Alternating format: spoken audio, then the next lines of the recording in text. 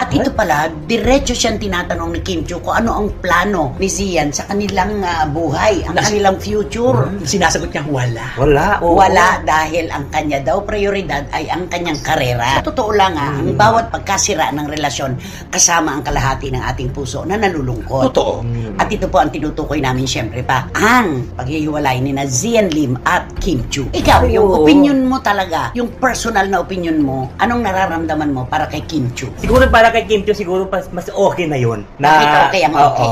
Ay di syempre, alam mo naman si Siya. Siguro nakarating naman siguro sa kanya at syempre sa mga lahat ng mga pamilya siguro ni Kim Chiu. Na ano? Ang ugali ni Sian Lim. Di ba sabi natin ngayon 2024, huwag kang maliligaw sa ating usapan. Okay. At yun naman po naman talaga ang pambansang opinion. Sasabihin ko pambansang opinion kasi pag nagbabasa ako ng mga messages, wala man lang kumakampi kay Zian. Ay, wala. Paano mo naman siya kakampihan? Sinayang mo ang ilang taong pakikipagrelasyon sa isang babae. 12 taon. At ito pala, diretso siyang tinatanong ni Kim Chiu kung ano ang plano ni Zian sa kanilang buhay, ang kanilang future. Sinasagot niya, wala. Wala dahil ang kanya daw prioridad ay ang kanyang karera. Isipin mo yun. Nasaan yung karir? Hanapin ko Anthony Castelo. Ay, di ba na ano? Yun ang nakakalungkot. Nag-aaral na siya ng director kasi di ba magde-direct daw siya. Marami nga pa siyang yung mga pangarap. ano, Wala namang gusto masama niya. doon.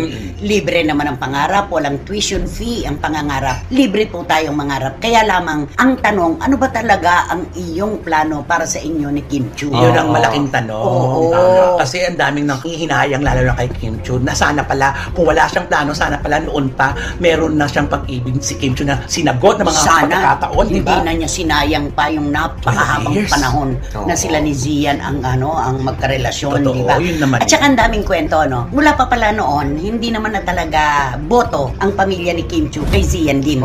Maaaring may nakikita silang kakaiba, maaaring meron silang napapansin, kasi bihirang-bihira yung kasama ni Mga picture-picture pala. Wala talaga tayo halos makita na kasama ni Zian ang Ang pamilya ni pamilya. Kim Chiu. Wala. At kontra pala lagi ito sa mga plano ni ganun? Kim. Kaya ganon. Kaya malayo ang loob Hindi pa. nagkakasundo. Di ba na instinct yun? Meron, kahit di pa kayo magkakilala, pag nakita mo yung boyfriend ng kapatid mo, ay, Kakaiba. may something. Oo. May Katulad yung mapagpundar si Kim Chiu. Ayun. Siyempre, nanggaling siya sa isang pamilya na gusto niyang iahon sa kahirapan. Di ba? Nagkaroon ng problema ang kanyang pamilya. Sinuwerte siya nung siya ay mapasok ng PBB house. Di ba? Tama. Sa bahay ni Kuya. Natural ito po yung pagkakataong nakita ni Kim Chiu para mabigyan ng magandang kapalaran ng kanyang pamilya. Mukhang ayaw ni Zian doon sa nagpupundar si Kim Chiu. Ay, bakit naman? Ng bahay. Yung pagpapaayos ng kanilang bahay sa Cebu. Pagbili ng bagong bahay. Oo, pagbili ng bagong bahay. Ano sa palagay mo? Ang dahilan? Kung gano'n, kung di siya natutuwa sa mga napupundar yung babae, malamang naiingit siya. Natatakot siya na baka siya mawalan. Ay! Hindi, pwede yun. Kumbari, isang malaking cake ito. Umi-slice si Kim. Natatakot siya, baka sa slice, wala nang matirang slice sa kanya. Ganun lang ang maiisip mo. Bakit siya kumokontra? At dun sa bagong bahay ni Kim na pinagawa, hindi rin siya kasama, no? Ay, Hindi, sa pictorial, pati Wala sa video, din, wala siya, no? Wala rin.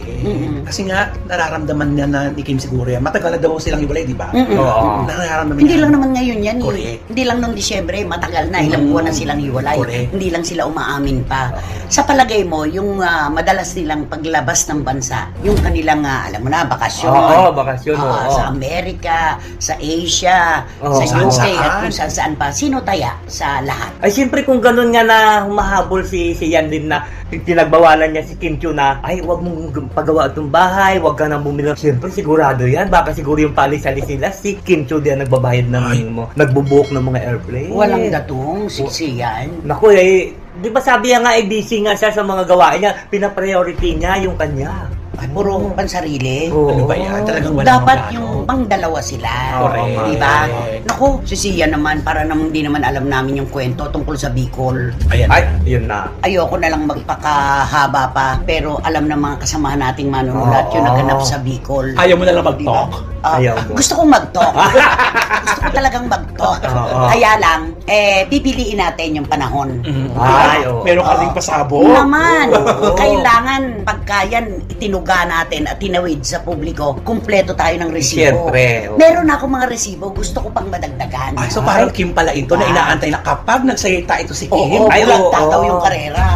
Diba? Ano ba yan? Pero bakit ganon? Ito yung hiwalayan kasi sa Katiel, kahit pa paano may kumakampi din kay Daniel. Oo, Diba? meron. Sa ibang hiwalayan, ganon din. Mm-mm. Pero bakit kay Zenlim mo lang kumakampi sa kanya? Parang wala nga. No? Kasi nga, ito nga si Sian kasi malayo ang puso Saka, sa ano, Oo, mga sa Manila. bituka Correct, ng malayo publiko. talaga At siya. saka makasarili. Ayan. That's the right term, makasarili. Ay, oo. Puro kanya, hindi para sa kanila ni Kim. Oo, yun ang Napakabait pa naman bata nito Oo si Kim. naman. Sayang. Kaya ang dasal ng lahat, nakakatuwa. Pag nababasa ko yung mga komento, natutuwa ako doon sa, Kim, ipahinga mo lang ang puso mo sa isang taong tulad mo na wagas kong magmahal at magandang puso, makakatagpo ka rin ng para sa iyo na mamahalin ka ng lubos. Ayan. Ayan, Ano, oo. Diba? Oo. Ikaw, anong wish mo para kay Kim Chu? Parang ang wish ko kay Kim Chu, parang siguro maganda na yun na mawala ka ng problema, wala na si ano. Ituloy-tuloy mo lang yan yung mga trabaho, ituloy mo yung mga project. Oo. Diba? At Pagtulong lagi sa naman natin pamilya. sinasabi, ang maling tao ang nagtuturo sa atin ng tamang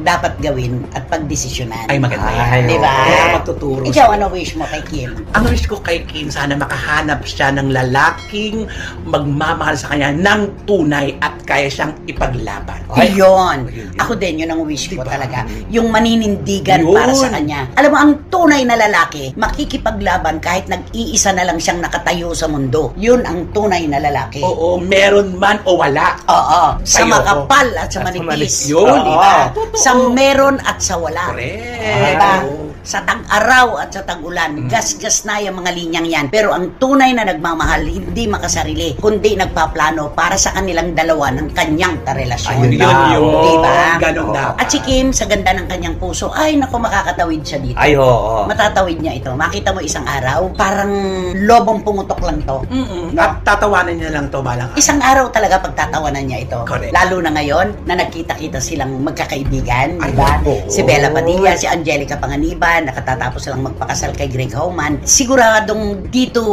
bumuhos yung tindi ng emosyon ni Kim. Kaya ngayon, nakakahinga na siya ng maluwag. Tama. Gumaan Oo na nga. siya.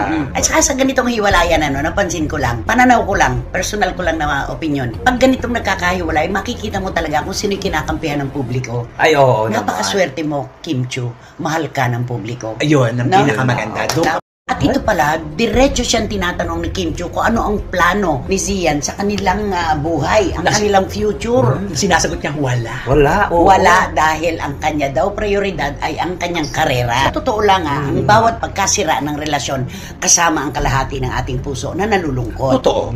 At ito po ang tinutukoy namin syempre pa, ang paghihiwalay ni na Zian Lim at Kim Chu. Ikaw, yung Oo. opinion mo talaga, yung personal na opinion mo, anong nararamdaman mo para kay Kim Chu? Siguro para kay Kim Chu, siguro mas okay na yun. Bakit okay ang okay? Oo. Ay, di syempre, alam mo naman si Sian. Siguro, nakarating naman siguro sa kanya at syempre sa mga lahat ng mga pamilya siguro ni Kim Chu. Na ano? Ang ugali ni Sian din. Na gano'n. Di ba?